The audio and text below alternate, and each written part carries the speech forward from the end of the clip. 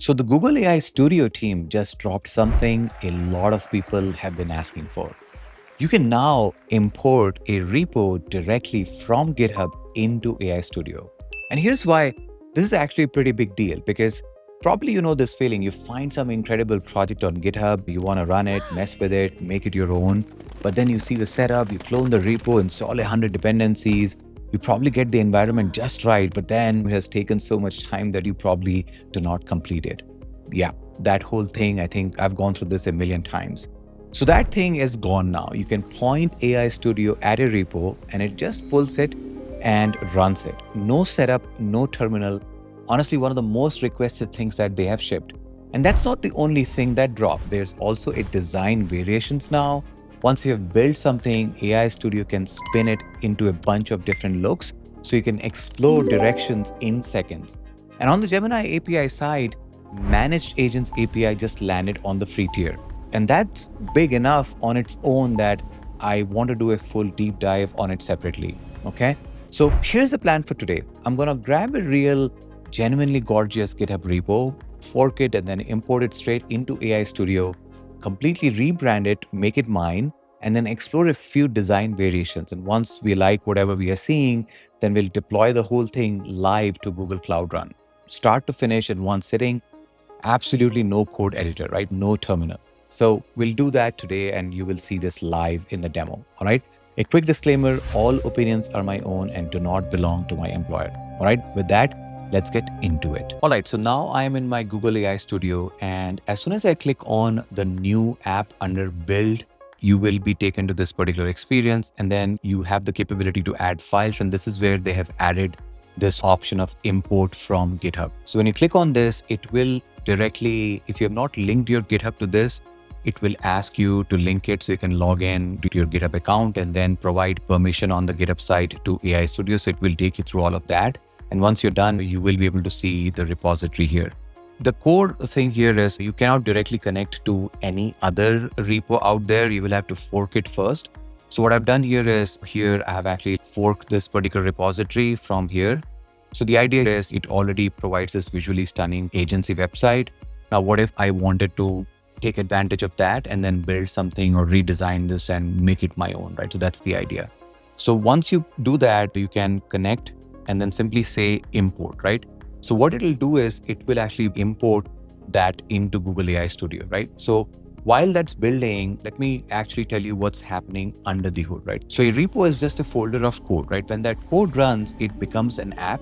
Now, AI Studio runs the app in its own way, right? So it expects the project setup in a format its runtime understands. So when you import, it takes your repo and reshapes it into that format so that AI Studio can run it and you can just keep building on it. And since this repo is already a web app, it basically just comes straight in. And honestly, that's the brilliant part, right? So that translation step, the thing that's normally a pain, it just handles it for you, right? So what it is doing is it is going to be now importing this.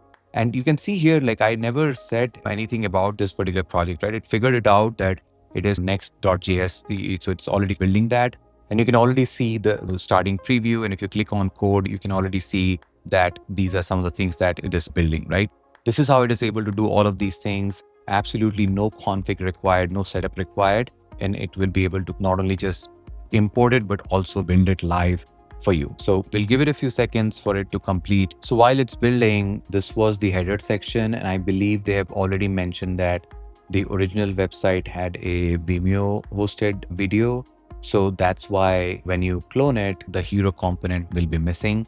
So that's one thing which I want to show you, right? Like how easily we can go ahead and change it. So right now you are not seeing that, but you will see that it is starting to import everything as we go along, right? It has not even completed, but you can see that it has done quite a good job and quite quickly in order to do the import, right? So I'll let it build. And then again, once it finishes, I'll come back and we'll get into more discussions. All right, looks like the migration is complete and it has clearly identified what are the things that it has changed. It automatically detected framework was next.js, runtime was this, and package manager, it assured that it runs NPM and all of those things. And then it also installed all the dependencies. It added some of the other things that probably it found was missing. And you can see that this is the overall website, right? So if I go back here, these were the main components. So there was a header section, there was a horizontal word section, motion card section, service card section, all of these things. And you would see all of those things are beautifully replicated over here, right? These are the 4 pages, all of those cards. If I place my mouse, beautifully done. All the animations are intact and everything is there as it was expected, right? So you can see all the animations, etc., being built in, right? So beautiful work in a very short amount of time. So that's pretty cool. Now, what I want to show you is how I can actually make this my own. So for that, what I'm going to do is I'm going to give it a prompt like this, where I'm going to say that keep the entire layout structure as the same and do the following, right? Replace this with AI with Surya. So I'm going to ask it to do some of the changes so that I can give it my own design. And that's the idea. So what I want to show here is how easy it is for you to clone a repo and let AI Studio do the conversion, understand the framework, and then install all the dependencies, install all the libraries if anything is missing. You are not seeing any code, you're not writing any code, but you are able to then go ahead and redesign it based on however, whatever you want. And then once you're satisfied, then also look at a design variation feature, which I'm going to show you very quickly. And then if everything looks good, you are able to also publish it, right? So that's the idea. This is just an example. You can run anything of your choice because this is something which now anybody who does not know how to code will be able to do it pretty quickly. Give it a few seconds for it to complete, and then we'll come back and show you how the changes reflect. So you're able to see what it was able to generate. So let me just full screen it, and you can see that it has completely changed it. And now I can call it my own. So you can see that even the text and the messaging has changed. We built AI that actually works. It is more powerful and more accessible than ever. But you can see the animations and everything is just the same, right? Tutorials built for developers from theory to practice. And of course, you're able to change many more things, right? Depending on the prompt that you have, right? But you can see that everything I was able to change in front of you, and all the cards with the animations and everything remains. But the messaging is right now very clear, right? So this is something that you are able to use an existing GitHub repo and you're able to build this, right?